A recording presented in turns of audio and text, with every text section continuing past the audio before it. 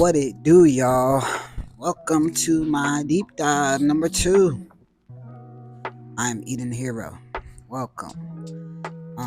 Today I just wanted to do a deep dive into having Crohn's disease. Now, I don't know, some of y'all know about it, some of you don't, but I have Crohn's disease and it has been a part of my life since I was diagnosed at 17. So prior to age 17, I would say around age 14, 15 is when I started experiencing my first symptoms of Crohn's disease. So some of the symptoms were loss of appetite, excessive fatigue, internal bleeding, vomiting,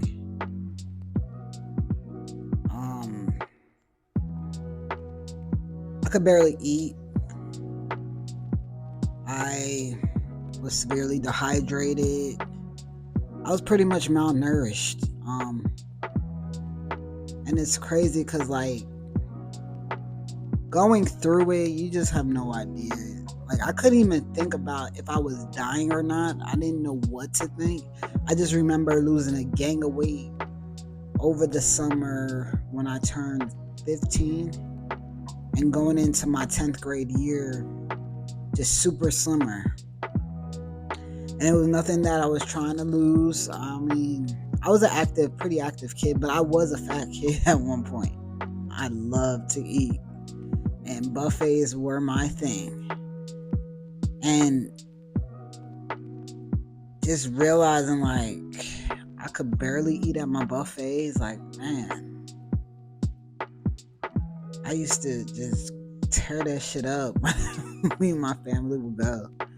Like, yeah. But so when it first happened, I don't know, my mom told me she thought I was trying to be like a certain actress.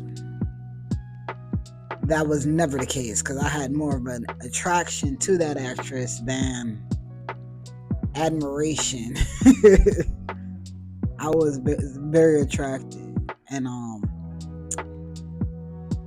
yeah, so her thinking that, but still no alarms going off in her head of, like, I don't see you working out and being super active. You love to eat.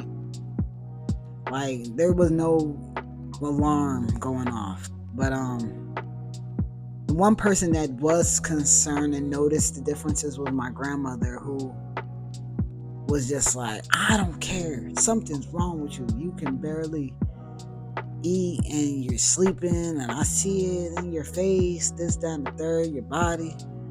Like, my grandma lived with us, so she seen me every day. She seen changes in me. She knew different behaviors in me, and it was just strange that, not that it was strange, because my parents were working parents. My mom at one point worked 2 jobs.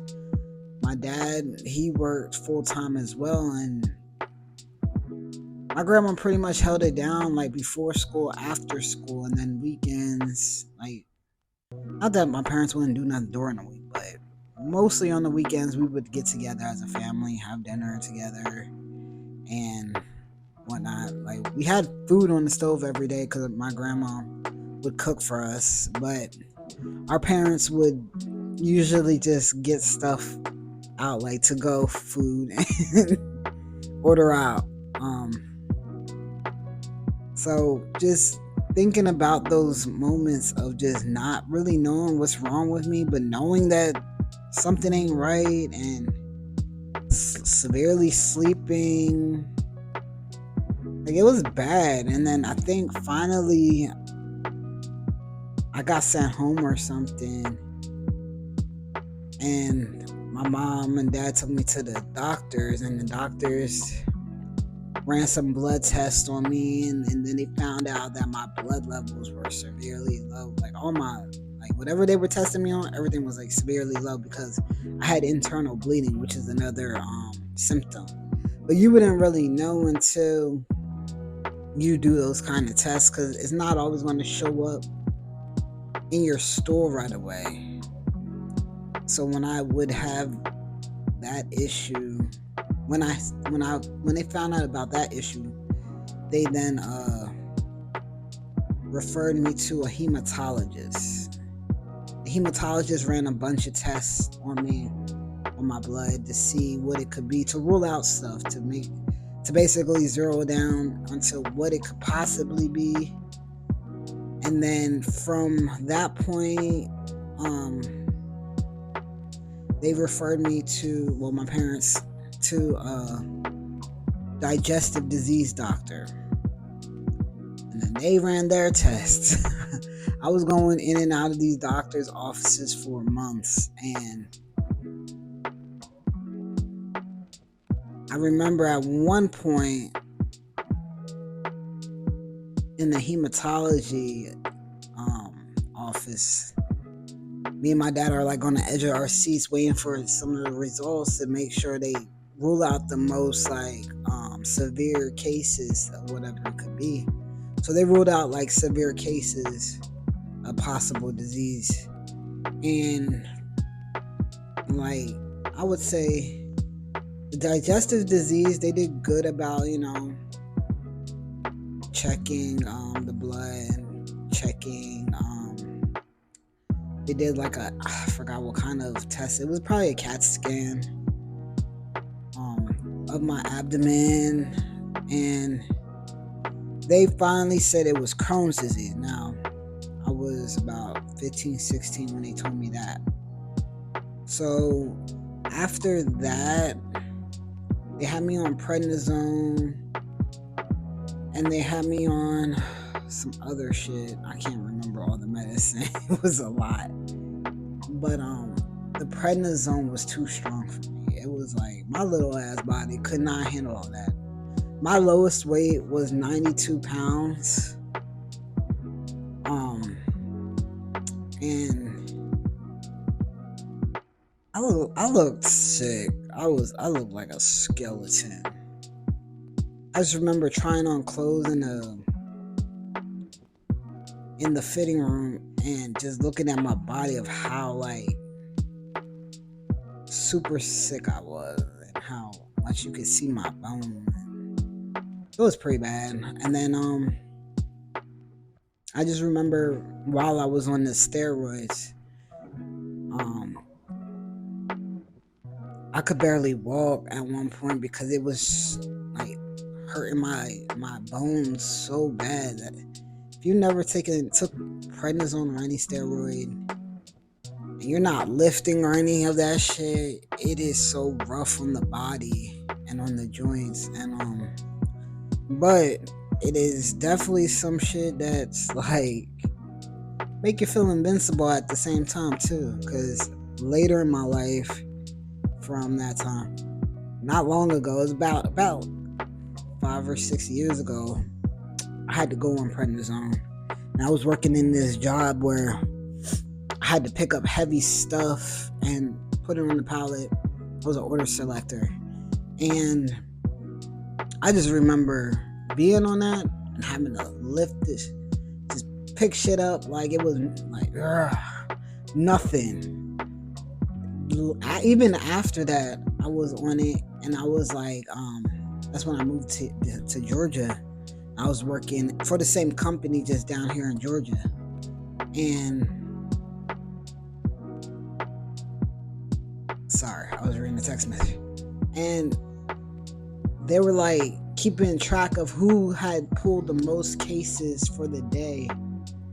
And my name was starting to get up there with the big dogs. And they were like, yo, you letting Eden out pick y'all? And I was just like, damn. I mean, it's not impossible, but it was kind of like, for me, me knowing like I'm on steroids. So it's kind of like I cheated, but I'm not because I have to take the shit. So yeah, but going back to like the beginning of that summer where they first diagnosed me, come I would say the beginning of my senior year, I ended up getting my parents get a call from my digestive disease doctor, and the digestive disease doctor wants to bring me back in for more testing because they're thinking it may not be Crohn's. They wanted to really make sure that it was Crohn's, so they thought it was cancer, and so we went back in for more testing. Now that's when shit got real for me, even more so because that big C word being thrown around, it was very troublesome. Like I couldn't believe it. So just having that scare and then them ruling that out and say, no, it's definitely Crohn's. We're going to start you on this medicine or this group of medicines and then see how that does. Well, I was not good at taking pills.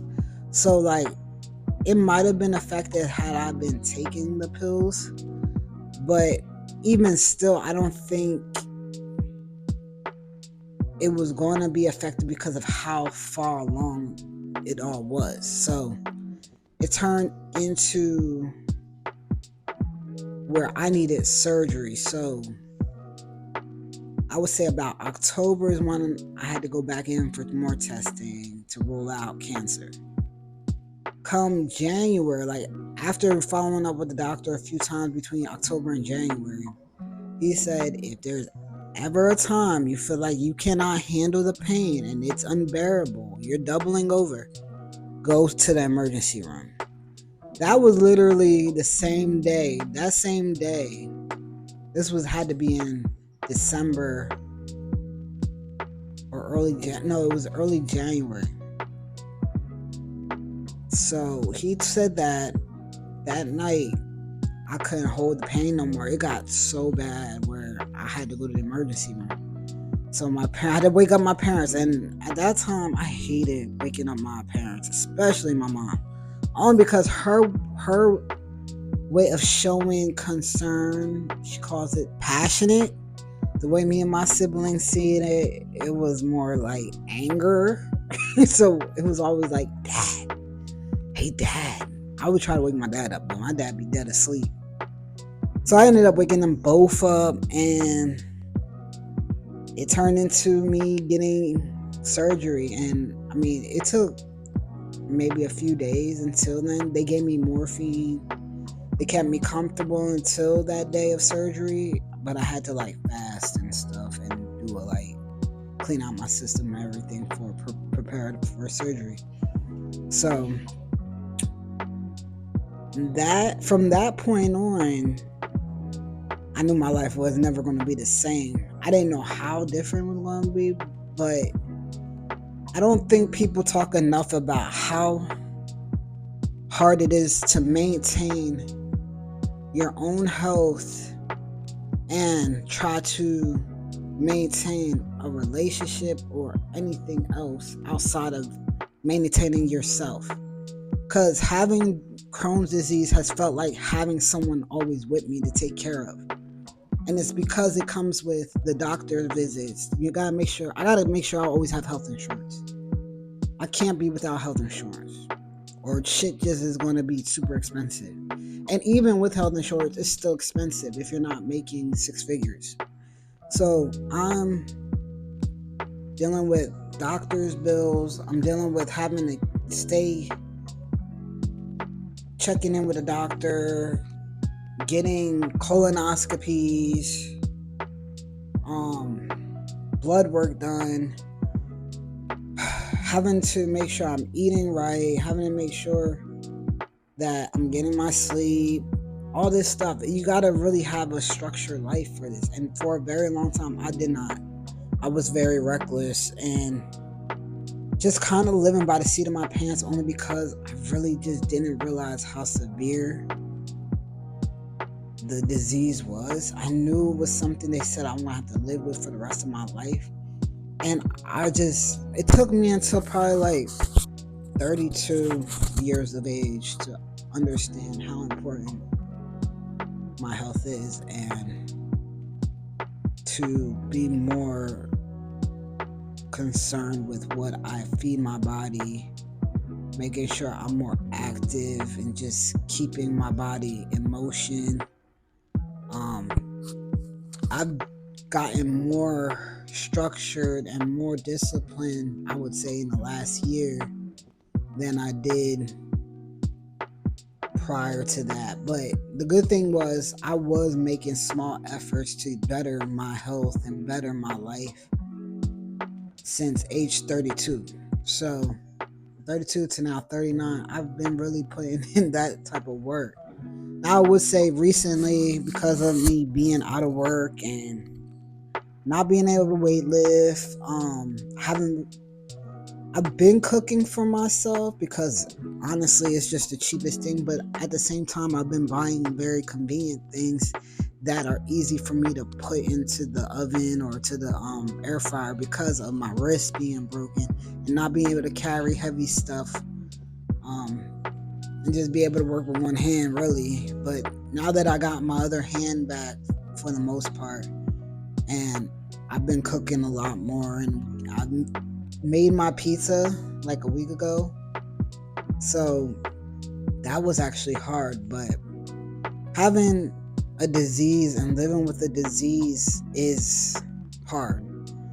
It's not easy. It's overwhelming, and to be with to for someone to come into your life to really consider the fact that they're with someone that has a disease but they're doing okay for themselves. It's like you got to have that consideration for that person and for yourself, and that person got to have the same consideration for you. There's got to be a mutual understanding of, if we're going to be together, we got to look out for each other and make sure we're holding each other accountable with appointments and eating and working out and all that stuff. So for me, it's important for me, whoever comes into my life, I want them to be active. I want them to be aware of their health. I want them to be like not lazy, but like just be willing to be more active. So that's pretty much it. This deep dive is a little longer than I like, but still under 20 minutes. So appreciate y'all watching. Till next time, peace.